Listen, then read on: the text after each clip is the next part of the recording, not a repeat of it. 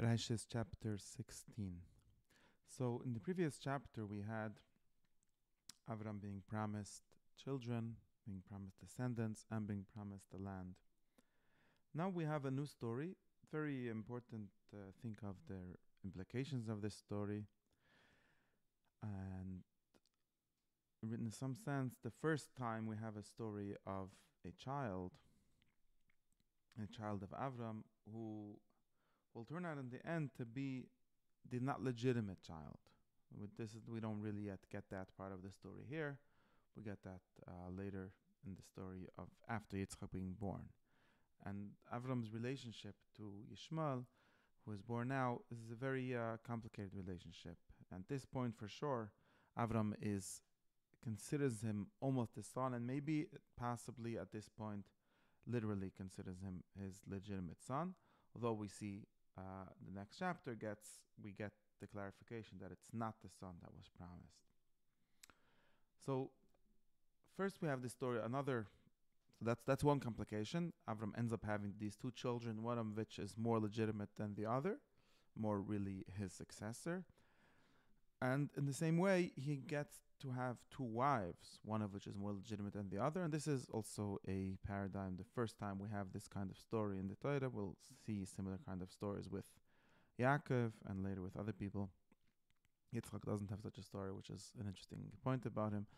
But there's the question of two wives who have two children, and each of them having their own claims to legitimacy and to succession, and what happens with that.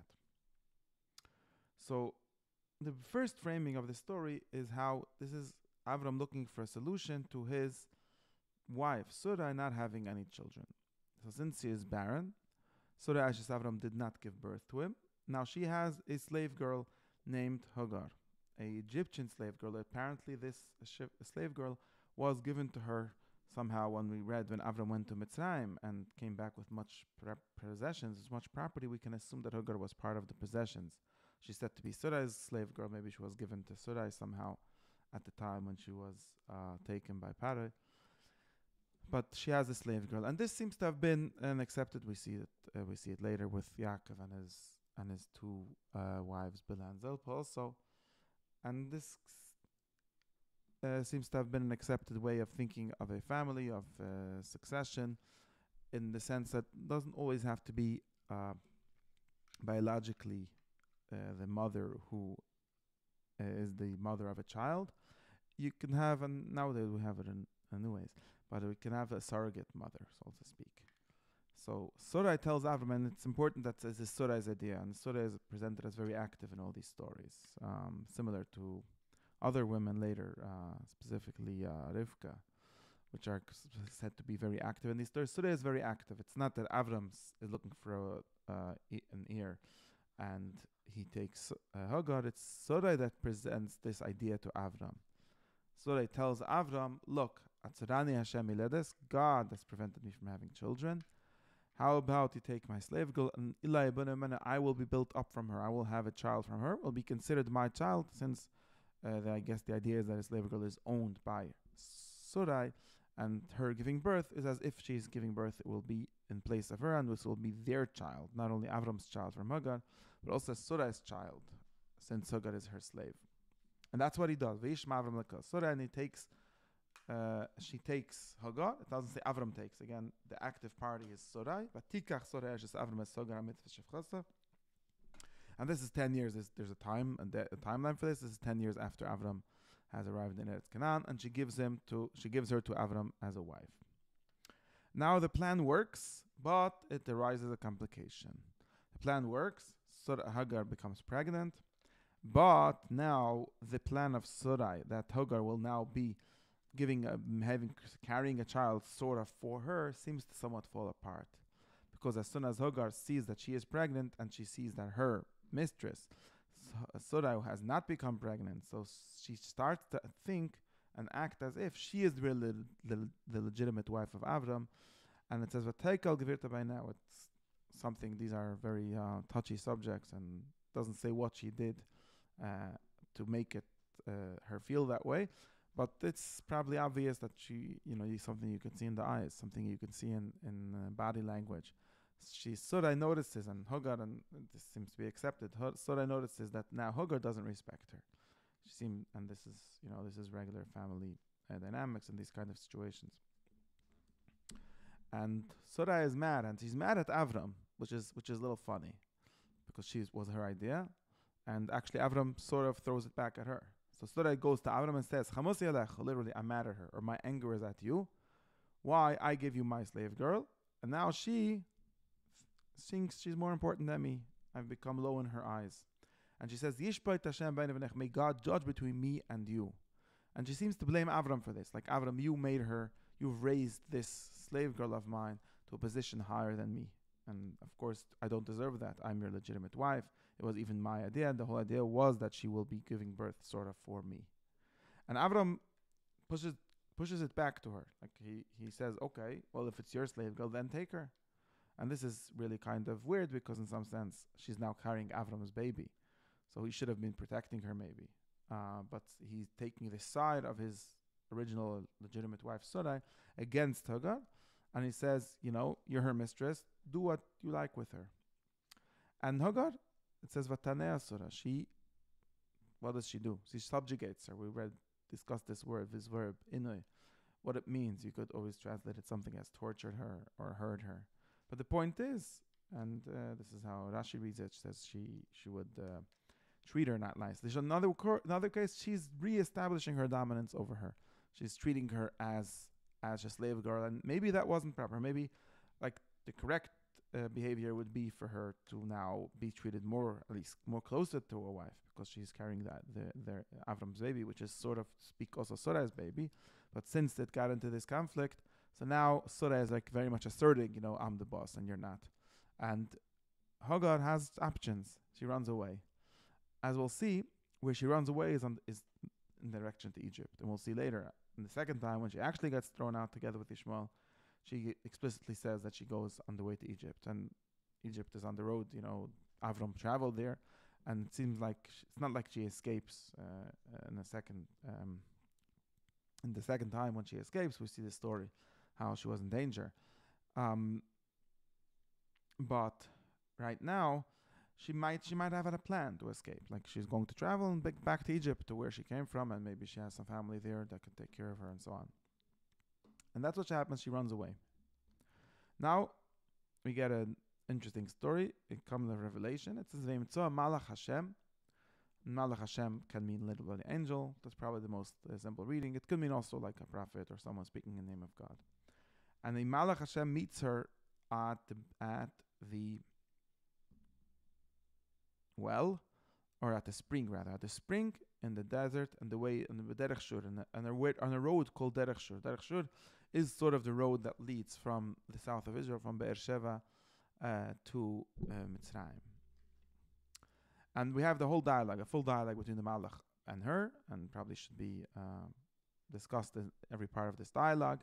The end of the dialogue is that he tells her to return to her mistress, even though her mistress is treating her not nicely. It's sort of like, and this is also the story of the Malach saving Avram's son, because otherwise Ishmael, who was the son, would have been born, to a single mother somewhere in Egypt or wherever. And this is him sending it back. So it's sort of the story of the son that was the baby being carried by her, being saved and sent back to Avram. But also might be the Malach siding with Sarai and telling this. So the first question, and this is like a standard opening line, says, and he gives her name, Hagar Shifcha Sarai, and this is probably clarifying, you are Hagar Shifcha Sarai. That's who you are, Hagar Sarai, slave. Where are you going from? Where are you going? And she says, well, I'm running away from my mistress Sarai. Right, so I'm not going anywhere. It's interesting. It doesn't say, where are you going? And she doesn't answer where I'm going. She just answers, I'm not going. I'm going away from, right? Not going anywhere. And Malach Hashem tells her, return to your mistress, and suffer under her. Right? Which, in other words, to say, it's better for you this way. It's true that you're suffering. He recognizes that she's suffering, but he doesn't think that she should be running away. And the Malach, sort of to compensate for her for that, gives her a promise. Very similar to the promise that we've been giving to Avram. He says, I will give you many descendants, and they will not be able to count it from how much they are. And then he gives, and this each one of this has a name of vayomer. There's medrash for why, but I think this is in simple shot. This is the language. I thought every time there's a significant statement, you get another vayomer. It doesn't like it's a new statement. It might also imply that there's some like question in between that's not implied. It doesn't say explicitly. There's a question like what's going to happen with this baby, and she tells, "Look, you're pregnant." Maybe she didn't know yet that she was pregnant. Might be implied here. You're pregnant, you will have a son. You will call him Yishmael. Why Yishmael? Ki shama Hashem el anyach. Because God has listened to your pain. Now, how has he listened? He didn't really do anything to her, right? But the point is something like, I'm here and I recognize your pain, maybe. Doesn't say that he did anything for her. He didn't like take her side or actually get revenge at her or anything. But maybe another way of saying it would be the way in which Hashem hears your pain is in the fact that He gives you the son, which will become into a great nation. And here there's a pasuk that gets read generally and to be derogatory for Ishmael. I think that most Mefarshim actually think the opposite. And it's talking about Ishmael's power, who will be a strong man, and Pera is a kind of wild donkey, or a wild animal. And I don't think this is meant to be said badly. It's meant to be said goodly. It's meant because obviously she's giving her a blessing. She's giving his mother a promise of how great her son is. So it's very weird to read it as something derogatory. Therefore, and I'm not the only one that says this. I think most Mefarshim say this. What this means is he will be very powerful and be very strong. He will be something of like a desert, a nomadic kind of person, which is probably what Yod Bakol Viad Kol Boy means. In other words, he will have his hands in everything. He won't be a sedentary person. He will be a traveling person. He will live, right? Yishkan just means where he will live, where he will put down his tent. And the face of all his brothers. In other words, he will sort of have this broad area of control, and sort of in the desert where she is now. So now with the end of the story, and this was a revelation of a malach, and as we'll see in a second, is considered a revelation of God, or of a God. And as we have after many revelations, we discussed this already by the first Mizbech that Avram made in Hebron, which is that after you have her in a place where God reveals himself, becomes a holy place, and receives a name very often. So it says, "Vatikra Shem Hashem Adonai." He calls the name of Hashem, who speaks to her, Ato Elroi, you are the God of my sight. Because she said, how have I seen now after I've been seen? So she's saying, God has seen me. We have this, the hearing, God has heard me, Yishmael, and she saw as God have seen me. Because in general, when it says a malach, it's a vision. I don't think we discussed this yet, but I think in general, when we see a malach, it's something that can be seen. And he's showing also that God has seen her. And the pasuk finishes, and that's why this Be'er, it's interesting, first it was a spring, now it's a well. Maybe it's not the same thing, but there was a well known as Be'er Lachayroi, which is between Kodesh and Barat, which is also in the same place, Derech Shur. And this was called that way. Why? After what Hagar named the Malach, or God that she saw, Elroi, the God that sees me, or the God that I see. Be'er Lachayroi, Elroi. This is naming God after the way in which he was revealed to her, and naming the place the Be'er Lachayroi. So that's the end of this story, and there's like an ending in the sense that this becomes a place, and later we'll see Yitzchak coming there. It becomes a place, but it has a name, and it's all named after this story. And then the chapter finishes with the how the promise of the Malach actually came to be. She had a son, and Avram called him Yishmael. Doesn't say how Avram would know of the Malach telling him to have this name. Maybe she told him. Maybe the Malach told Avram too. And we get an age for Avram at the time of Ishmael being born, which is 86.